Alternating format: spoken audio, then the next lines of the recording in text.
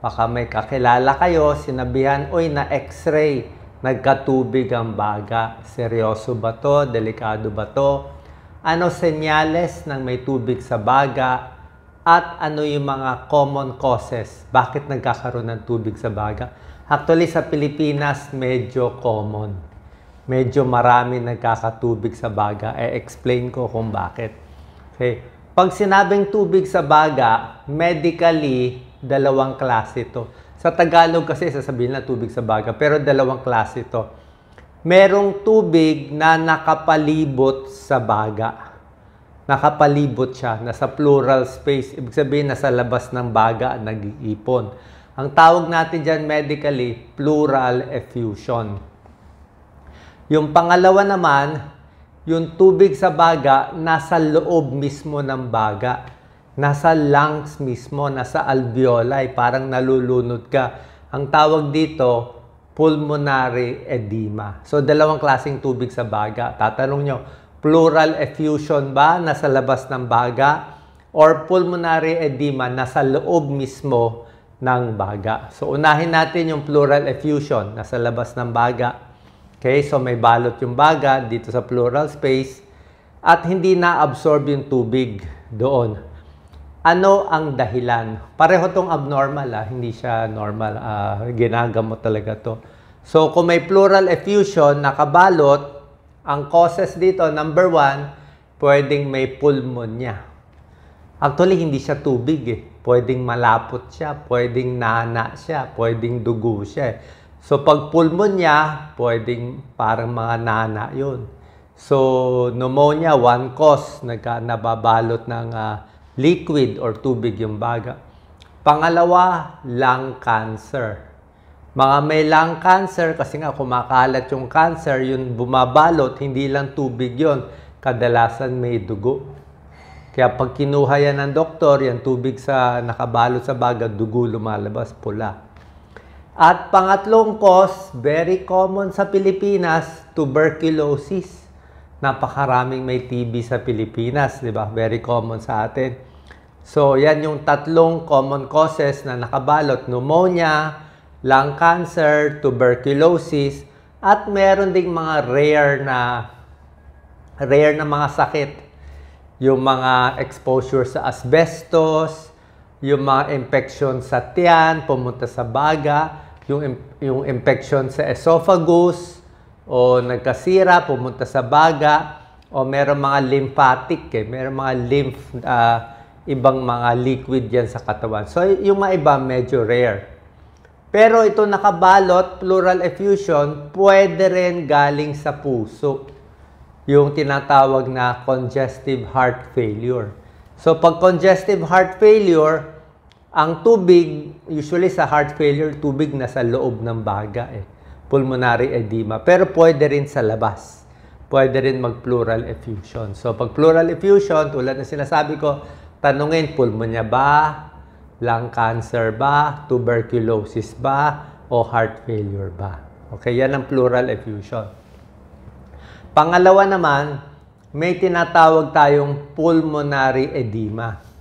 Ibig sabihin, yung tubig wala sa labas ng baga, nasa loob mismo. Nasa alveoli, sa mga air sacs. So, ano ang number 1 dahilan? Bakit nagkakatubig sa loob ng baga? Ito yung tinatawag na heart failure. Mahina ang puso, hindi makabomba maigi yung puso. Mula sa yung puso kasi may kanan, may kaliwa. Yung kaliwa hindi makabomba. Hindi makabomba yung dugo nag-iipon sa baga. Okay? Anong cause ng congestive heart failure? Sakit sa puso, bara sa puso, may sira valvula sa puso, may high blood. Yan. Other causes, pwede rin yung iba, kidney failure, nasira ang kidney, tapos napuno na rin ng tubig yung baga, pwede rin yun.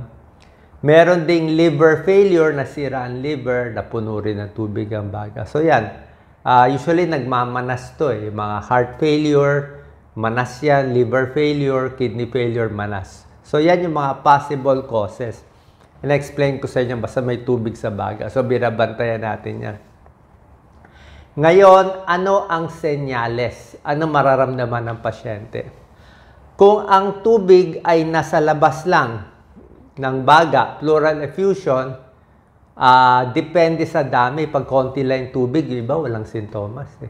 Pero kung marami-rami na, medyo masakit ang dibdib, medyo mahihirapan huminga, at hindi sila makahiga. Orthopnea. Pag nakahiga sila, nalulunod sila, hinihingal. Kailangan uupo sila. Okay? Sa pakinig ng doktor, pag doktor papakinggan yung lungs, malalaman nila, baka may tubig to sa baga, maririnig nila. Paano makikita sa laboratory? Simple lang, chest x-ray. Itong pleural effusion, yung tubig sa baga, depende yan sa position mo. Pag nakaupo ka, yung tubig nandito sa baba ng baga. Pag nag-side view ka, nag-side view tayo, higa sa tabi, yung tubig pupunta sa side. Kaya pag ine-x-ray yung mga taong may tubig sa baga, x-ray nakatayo, x-ray naka-side view, makikita mo parang tubig yan sa baso, yung tubig nasa baba, pag in-x-ray nandyan, nasa baba. Pag in-x-ray nakatabingi, yung tubig pupunta dito, parang bote yan saan pumupunta? Yan ang pleural effusion. Yan nakikita sa x-ray. Pero pag pulmonary edema, kung yung tubig nasa loob ng baga, kita mo yung baga parang puti-puti. Yung buong lungs, puti-puti, may tubig siya. So, pwedeng x-ray, pwedeng CT scan, yung iba, ultrasound ng chest, nakikita. Yung iba sa pleural effusion, tinutusok, merong karayom, tinutusok dito ng doktor. Pero kailangan yung marunong lang talaga, baka mamaya mabutas yung baga. Alam nila na saan yung tubig, doon nila binubutas. Thoracentesis, kinukuha yung tubig. Tinitingnan din kung ano ba, nana ba, cancer cells ba, malalaman din doon. So, ano naman senyales ng pulmonary edema? Yung heart failure. Pag heart failure, yung tubig, palagay natin sa congestive heart failure, yung tubig hindi sa labas ng baga. Nasa loob mismo ng baga yung tubig, mas hirap siya huminga. Kasi parang ang feeling niya, nalulunod siya. Kasi yung tubig nasa loob ng baga, so parang lunod na lunod siya. Tapos, sa pulmonary edema, yung ubo niya, may plema na ibang klase. Plema niya madilaw at mabula. Madilaw, mabula, pink. Pink na madilaw, pinkish pala ang plema at mabula. Minsan may dugo. Okay? So, pinkish, frothy sputum. Yung sinabi ko, madilaw ang plema sa pulmonya pala yun. Other signs sa pulmonary edema, kasi nga, mahina ang puso, irregular heartbeat. Tapos, meron din siyang anxiety, very restless sila. At yung mga may pulmonary edema, nanlalamig yung kamay, cold, clammy. At dahil nalulunod sila sa tubig, sa baga, humihingal, naghihikaos, gasping for breath. Tapos humuhuni, may huni na. Hindi yan hika, hindi siya hika, huni kasi nga may tubig sa baga. Tapos nagmamanas din yung paa. Bumibigat sila dahil sa manas. So yan talaga yung mga signs. So, mas malala pa yung pulmonary edema. Mas malala yung sintomas. So, anong gamutan dito? Ang gamutan dito sa tubig sa baga ay depende sa dahilan. Tulad na sinabi ko, pag pulmonya, gagamutin ang pulmonya. Pag lung cancer, gagamutin yung lung cancer. Pag tuberculosis, gagamutin yung tuberculosis. Pag heart failure, gagamutin yung mahina ang puso.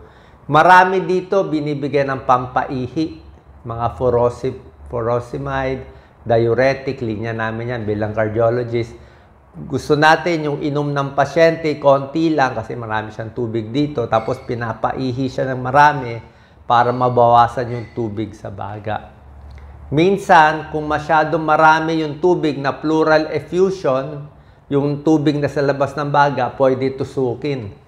Tusukin ng thoracentesis, tapos nilalagay sa bote, lumalabas minsan kalahating litro o minsan 1 litro ng fluid. Di ba? Minsan madilaw, minsan may dugo, minsan iba kulay, minsan parang nana lumalabas. So, para lang mabawasan. Pero doktor lang gumagawa nito, pulmonologist. So, yan po yung mga causes. Halos lahat dito serious kung may tubig sa baga. How do you prevent this? Siyempre, huwag maninigarilyo, huwag iinom ng alak, mas maganda para hindi masira atay.